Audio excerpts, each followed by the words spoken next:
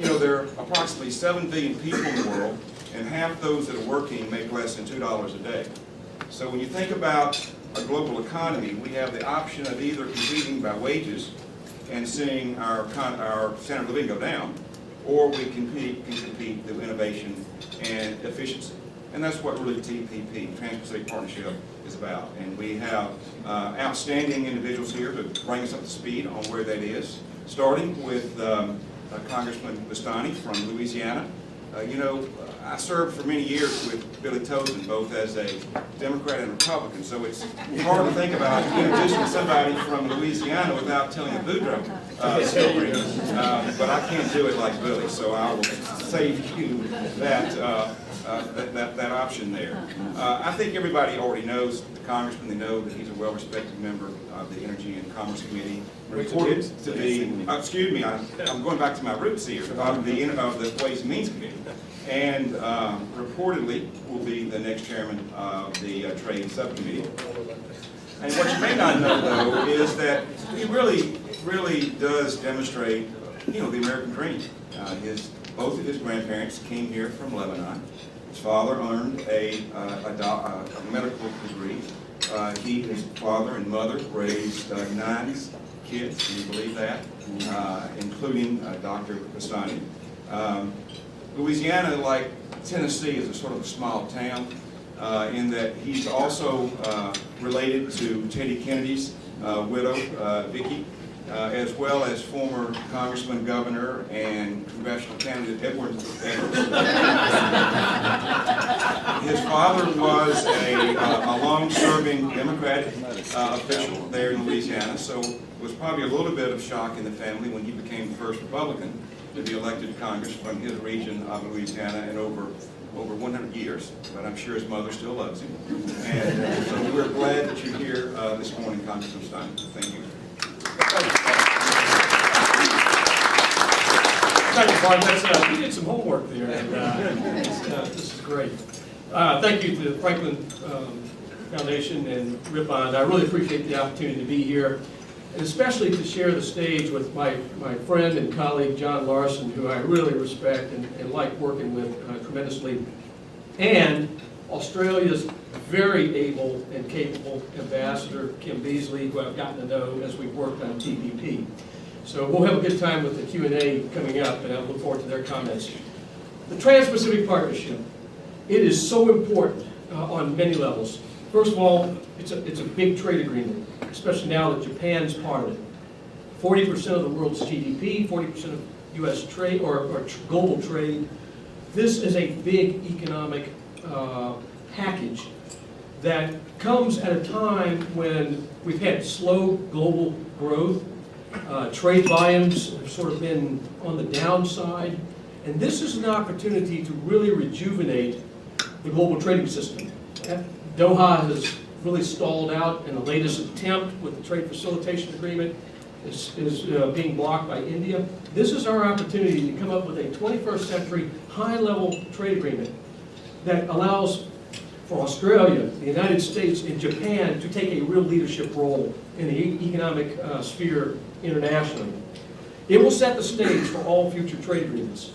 Despite the difficulties we're going through right now with it, it sets the stage. And combined with TTIP, this is our main hope for rejuvenating the global trading system. But it's much more than a commercial agreement. This agreement also is a very strong signal to the reformers in China to move forward on economic reforms and opening. This is an opportunity. It dovetails very nicely with the reforms China is trying to put forward through its third plenum actions. It basically is critical to U.S.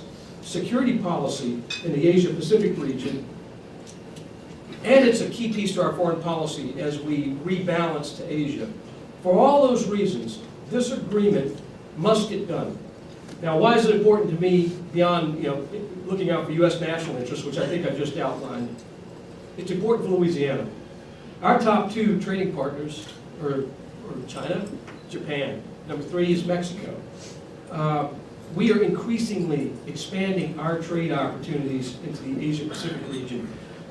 dealing with a number of commodities, agricultural and so forth, some manufactured products, and oil and gas, and the LNG export opportunity is very big in Asia for us. The first two LNG export facilities that have gone through the DOE licensure and FERC approval and now are under construction are in my congressional district. And I have 8 more to follow. So this is a huge opportunity for job growth and international engagement for people back home in Louisiana. And it helps, I think the energy aspect of this is also important to our national security, building out a truly American view of energy security, which is open markets and diversified sources, and helping our friends. So I think there's tremendous benefit for Louisiana, and also tremendous benefit for small and mid-sized firms, which are basically the ones that do export in my home state. So setting those ground rules in place, having clear rules of the road, is what TPP will do. And so I think it's vital that we get this done. Last thing I want to say, because I want to keep this brief so we can take a lot of questions, is we have to get trade promotion authority. If we don't get trade promotion authority, we will not get the strongest agreement. Period. It's very clear to me. Our very able negotiators, Mike Froman and his team, I think are doing a good job. And I've applauded the efforts. But we need the full force of the American government behind them. And that means Republican and Democratic support for trade promotion authority. That will send a very strong signal to our trading partners in the Asia-Pacific region who are negotiating TPP, but also a very strong signal to our European partners as we look at TPP. This is critical. And that's why TPA, Trade Promotion Authority, is so important. The bill that came out that was agreed upon between Senate Finance and the Ways and Means Committee is a good bill. It covers all these issues. We have to get this done. It is the catalyst for action to moving not only this very ambitious trade agenda forward, but a key piece to our U.S. foreign policy. So thank you. It's great to be with you. I look forward to taking your questions.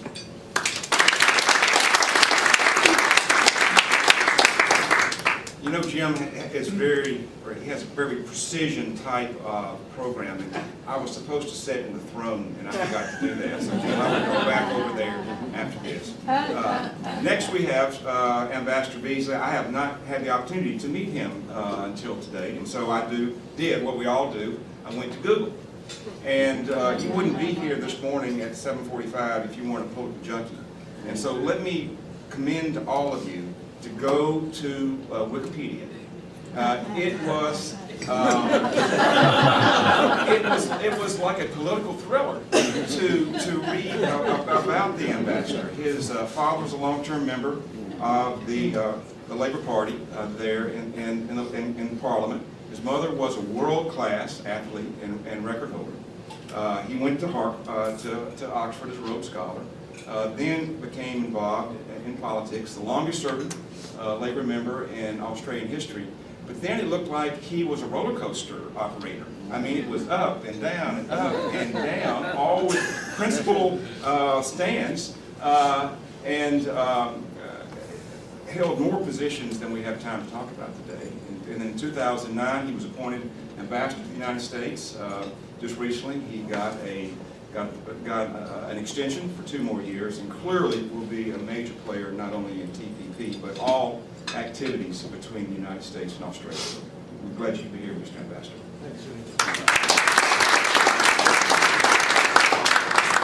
I'm glad the roller coaster ended on an up. And it's a privilege to be here at so many different levels. This is the first time I've been in this august building, so that's exciting.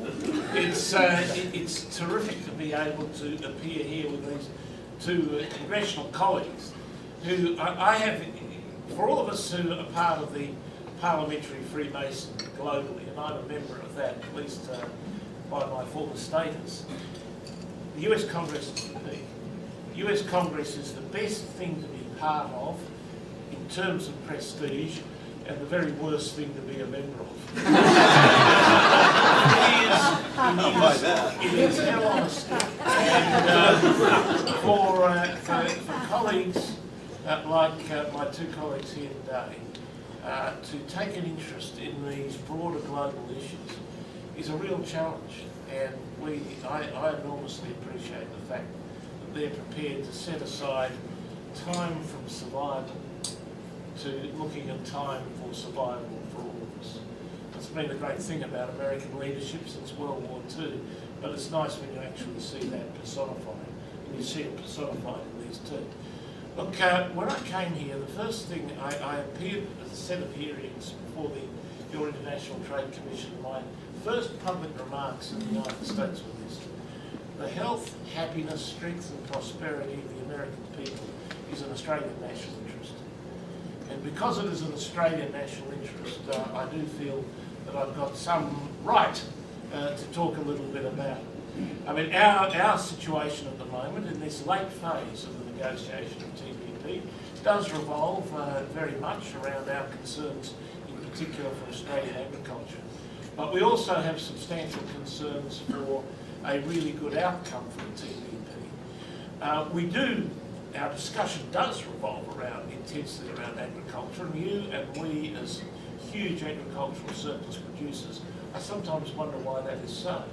Because if you look at the population projections and demand projections in the region we're talking about here, neither of us are producing up to speed to be able to deal with the market opportunities that are going to arise 20 or 30 years out from now. We're not going to see our agricultural sectors constrained. We're going to see pressure on our agricultural sectors to produce more and to export more. So the barriers that are there are going to be meaningless barriers as time goes by. This is, the way I'd advocate this here, and I'll do it very briefly because we'll have question times. This is the great opportunity for the American middle class. This is the one thing on the horizon that can generate serious opportunities for increase in the income of the American middle class. The American middle class has taken it in the neck over the last 30 years, objectively looking at it statistically. All those complaints about the declining relativities for members of the American middle class are actually true. The American middle class has really taken a pounding. You can see that in the current fairly anemic growth rates in the United States, because domestic consumption, despite your brilliant export record, domestic consumption has always been a great driver of the American economy, and it is not able to perform the role it once performed anymore, because the consuming capacities of the American middle class have been, over time, seriously undermined. So what the United States middle class needs is the capacity to see wealth for its wonderful product and its services generated elsewhere. The Asia Pacific region, where this agreement will set the rules, currently has 580 million members of the global middle class. That is 20% of the global middle class. 15 years from now, that figure will be 3 billion and 60% of the global middle class. You either make the rules for that area and prosper, or you don't and fail. That's what the TPP is about, strategically for the United States. It's important in broader strategic discussions, as Charles pointed out, but it is also absolutely critical for wealth in the United States. This is a mini Bretton Woods moment. The United States is able to move a world dominated by imperial preference, dominated essentially by mercantilism, prior to World War II, lift it out of that and open the international trading system. Asia was part of the imperial preference system in those days, essentially excluded from what we're talking about here. Now, it comes to the global economy as the dominant aspect of it without the rules. This is a rule-setting agreement. We will chew ourselves into little pieces over the next 2 or 3 months, angry about what's happening to agricultural and what's happening to manufacturing and the rest of it. The critical things have almost already been agreed. Intellectual property, some constraint on the competitive arrangements of state-owned enterprises. Behind the boundary barriers, to the introduction of services, because Americans you have a service-driven economy. They're all largely agreed, or very close to agreement. It is they are what matters. They are what matters to the American middle class. They are agreed. They will determine right now that if this agreement is signed where it stands at the moment, the United States middle class has a strong and effective future. We fail on this, the damage that will be done to their prospect future happiness will be untold.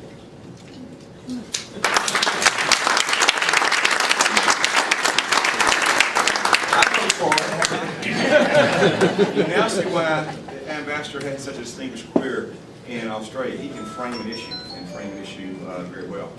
And so finally, we have John Larson, another distinguished member of the Ways and Means Committee. John is also a former chairman of the Democratic Caucus. And I hope you don't mind me saying this, John, but John is an institutional guy that even with a 7% approval rating in Congress, loves Congress. And thinks that public service is an honorable calling. John served in a number of capacities in his home state of Connecticut, including several years as Speaker pro tem. And I don't know anybody that really interacts with members, Democrats, Republicans, more than John, and anybody that's a better counter, or anybody that can really tell you where things are going. We ran into each other a couple evenings ago, and we have an internal delicate matter going on, and so I asked John, what was going to happen, and very clearly, succinctly laid out the path forward. Listen to John. He knows what he's talking about.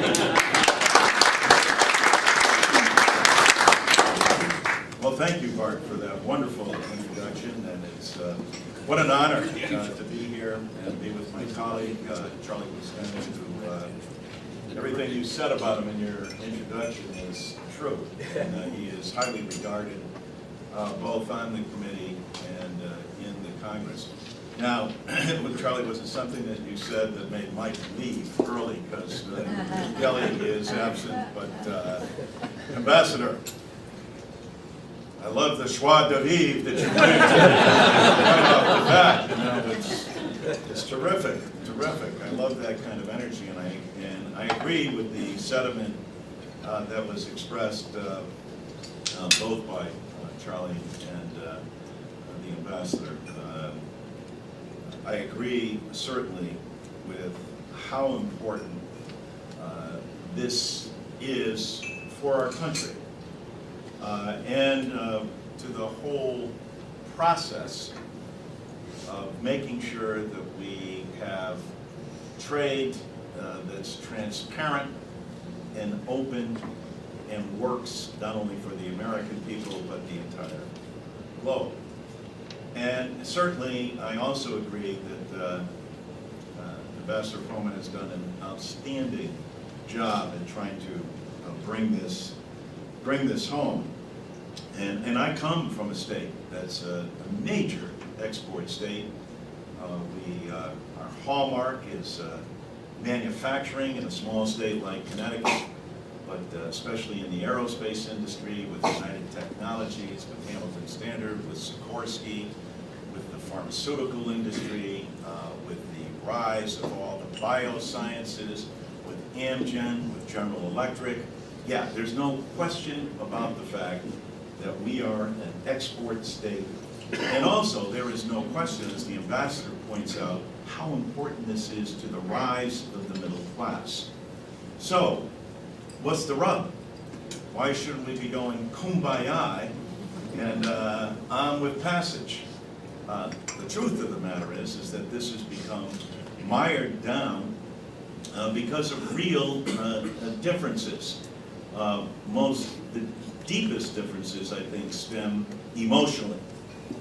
And it gets to directly what the ambassador was saying, and that is that a number of Americans feel left out in this process. And it's interesting to see in both political parties the resistance that's taking place.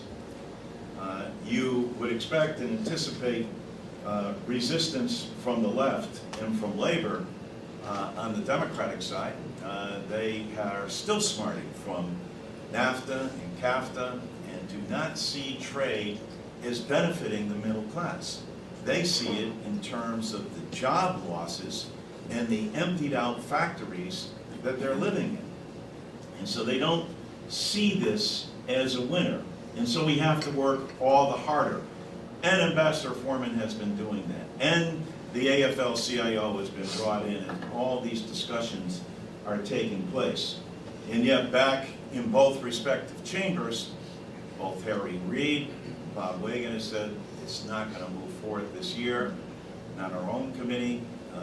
Several have signed a paper saying no TPA for the president until we have better, firmer discussions.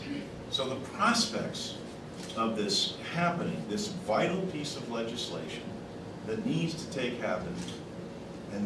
place, are stalled. So what needs to take place? Well, this is what I call, you got to give it the Augie and Ray's test. Now you've all heard of that, right? Raise your hand if you've heard of the Augie and Ray's test. All right, that's not fair. Two former staffers.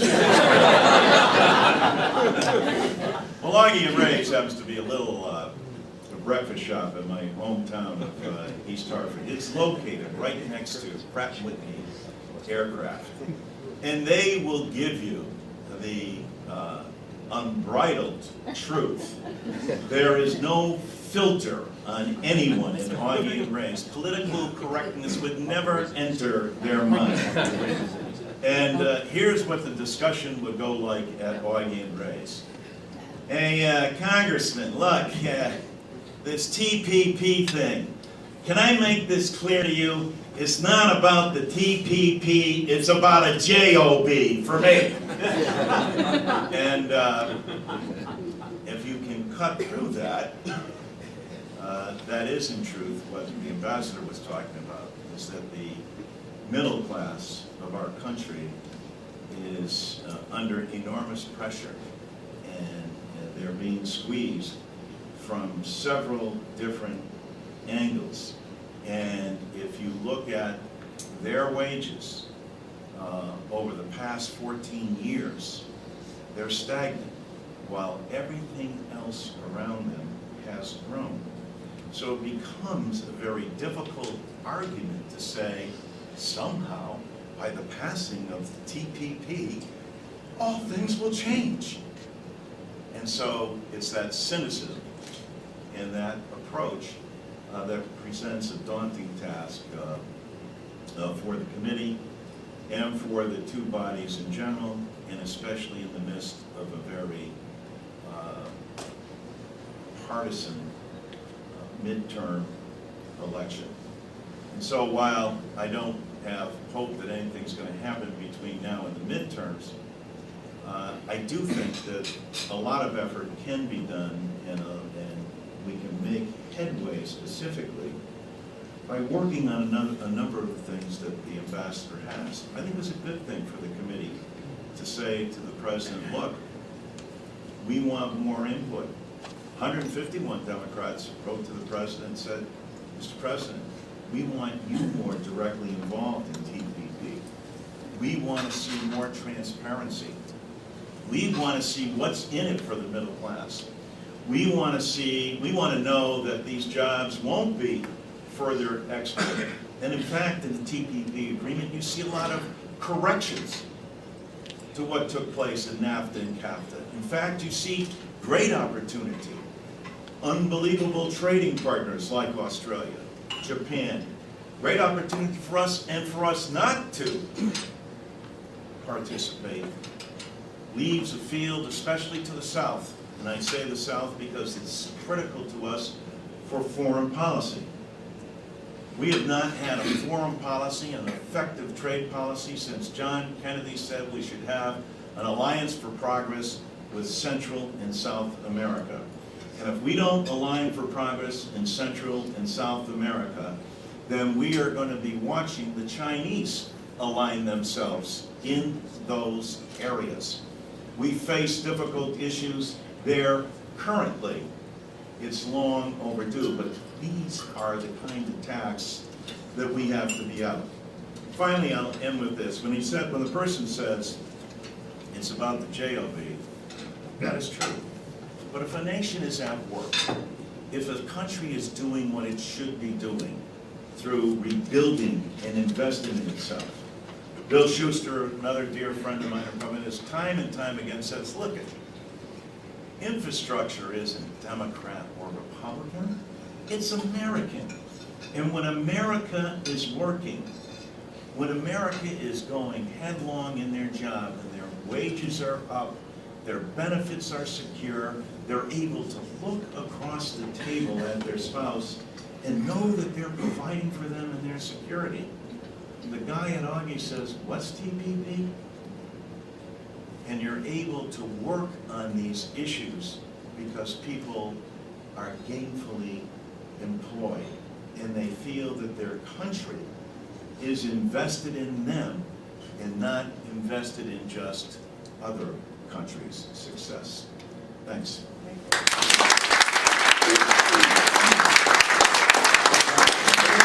can invite our guests to come up, and as you're doing that, let me say, John sounded like he also went to med school, because he clearly has his finger on the pulse of the constituents, and I think summed up what's going on there well.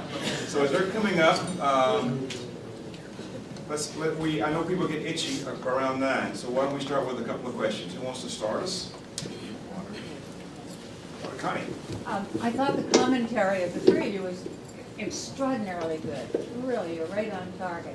But I noticed that we talk about Americans and don't know what TPP is. I saw a survey done in Australia which said only 1 out of 10 Australians know TPP. It's almost like it was purposely kept secretive. I don't know, but I mean, that's probably a concern we have in the United States. Not only not knowing what TPP is, but when you hear about it, you don't get the real information. But Your Excellency, you've got some meetings coming up on August 15th with Secretary Hagel and Secretary Kerry. Yep.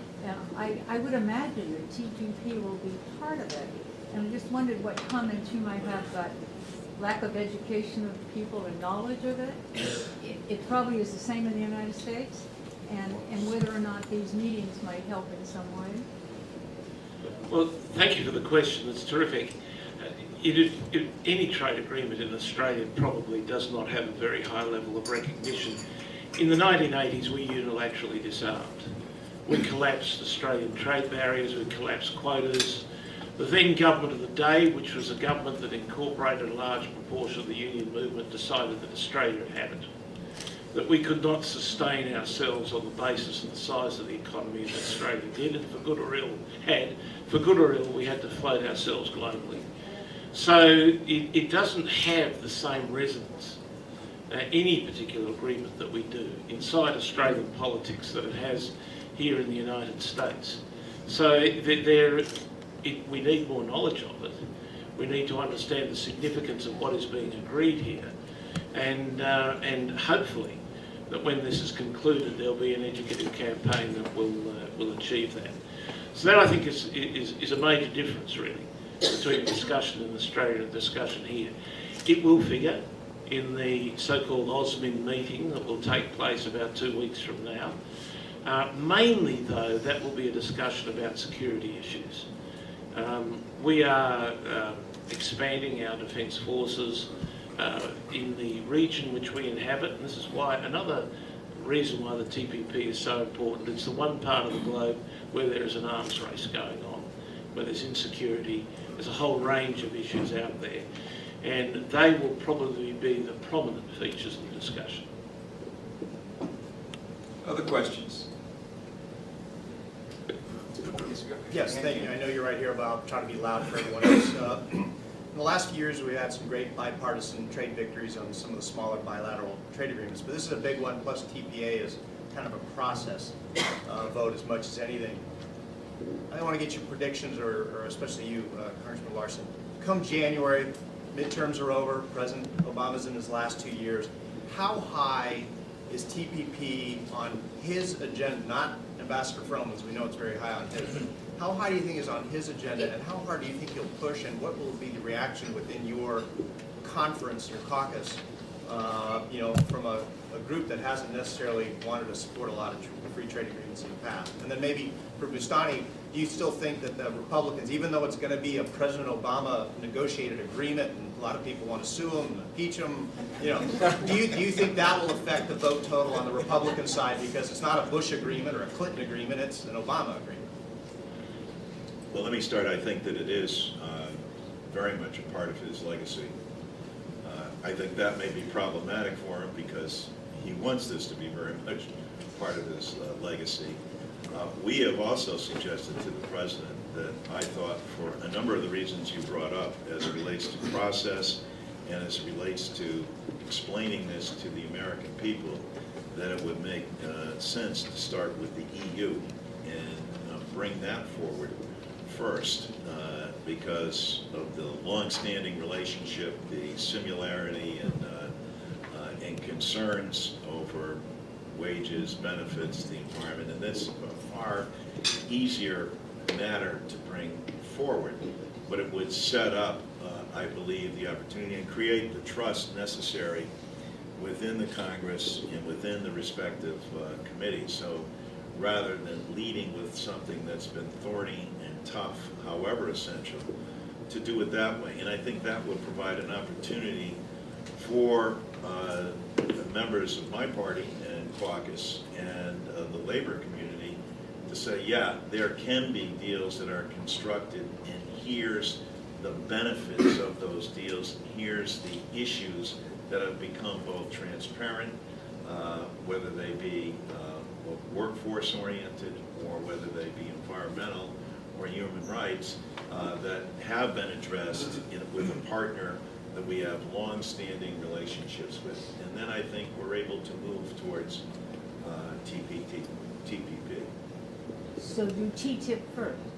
What? Do TTIP first, you know, Yeah. the European partnership. That's his recommendation. Yeah. That would be, Okay. there's a strong feeling on our side, well, I should say strong, it's an opinion that Richie Neal and I share, that we should do that first. But we have a lot of work to do, you know, in convincing labor. You know, there is strong sentiment out there, and I'll dare say on both sides of the aisle. And the populist wing of the Republican Party, I guess that's what we would call it today, that is, you know, anti-XM Bank, anti-TRIA, anti-Chamber of Commerce, doesn't bode well for these decisions, you know, being made. So on both sides, you see this splitting off. I think it's around a sense of trust as to whether or not these deals, these big trade deals, can be constructed in the interest, as the ambassador said, of the middle class, and making sure that they see the benefits of whatever structure comes out. If I can make a few observations. First of all, I'd use a harsher term for the populist wing of the Republican Party. I don't want to get, I know what house I'm in. But anyway, with that having been said, to address a few things. First of all, I think it's very clear that this should be a major legacy item for the president. And part of the frustration on our part is that he has not put more direct capital into building Democratic support. And I understand the dynamics of the election and so forth, but we think that he could be doing a lot more quietly to shore up Democratic support and giving some indication where that support will be, because we're going to have to build the support on our side. And there are some on the right side of our party, clearly some opposition. That support is something we will have to do. The president can't do that. In fact, it would be detrimental if he tried. So for people like myself and others who are really pushing this, we have to do that. Keep in mind, most of our members on the Republican side of the aisle have never voted for a trade agreement or TPA, and so we have a huge educational effort that we have to put forth. We have to put it in terms of jobs, and there's a lot of data out there to indicate that, even including a Nobel Prize economist who basically shown that trade and export-related jobs pay 18 to 20% higher than non-trade related jobs. And our opportunity for growth is to expand exports, to get away from this consumption-driven economy, as the ambassador pointed out. We have to make that case. We have to make it at the diner level, as you laid out, John. Those are all going to be incredibly important opportunities for us. Now, as a final point I would make is the timing, TTIP or TPP, which one goes first. My view of that is we have those negotiations going on in parallel, and they're going on as quickly as possible, and whichever one's ready, that's the one that will be done first. The key is to get the highest level agreement. I think we're further along with TPP, but whatever happens, happens. The Europeans, we've got a whole new set of issues with Europeans on this that have slowed it down. But I would push on both fronts, with the objective being to get the strongest possible deal. And I really do think getting Trade Promotion Authority in place with as much bipartisan support as we possibly can puts that full force of the American government behind this, and it makes it very clear to our negotiating partners, both across the Atlantic and in the Asia-Pacific region, that we mean business and we're serious about getting these agreements done. Well, let's close by asking the lame duck question. I've got a closet at home, and every time my wife has some additional stuff, she says, put it in the closet. You can only put so much in that closet. And so here we have lame duck coming up. I think it's going to be probably shorter than longer. So give us your prediction, both of you, on the possibility of getting fast track in the lame duck, and the consequences of not. Well, I think it's going to be very difficult to get fast track or TPA done in lame duck. Not enough groundwork has been done. I think you'll have to come in on the Democratic side. I think there's a lot more that needs to be done there. On the Republican side, I think we can get the votes, but we want this to be bipartisan. And so I think all efforts should be made now in preparation to see how far we can go, and hopefully we can get it done early next year. I think failing that, we start to get into the presidential cycle, and presidential politics, other events could cause further delay. I think it's essential to put tremendous effort into trying to get this done as soon as possible. I agree with Charlie. I don't think this is going to get done in the lame duck, but I think the lame duck is going to be critical on several fronts. And if nothing gets done in the lame duck, meaning nothing is taken off the table, then we just kick the can into the next election. And this is more of a problem, certainly is a problem for the president, but I think it's more of a problem for the Republican Party long term. And I think that if all the same issues that we're looking at today are still with us in January, and there's been no progress, and there is still the vast uncertainty about what has to get done, and you know them all as well as I do, the infrastructure, immigration issues, and certainly trade issues, et cetera, if they all get kicked into the next year with a continuing resolution, and you have a new Congress that will be, by anyone's guess, still more right in the Republican Party, and depending upon outcomes in the primary, I know everybody makes projections how they're going to win. Most pundits, I think, see there's going to be very little change in the Congress. The Democrats may barely hold on to the Senate. We could pick up some seats in the House, but it looks like the Republicans would hold on to the House. So, from a practical standpoint, in terms of what's going to happen next year, if something doesn't give way with the reasonable minds that are exiting this place, who say, I'm not up for re-election, we've got to help our speaker end this process out and do the right thing. That is the hope. That is the hope of this lame duck session.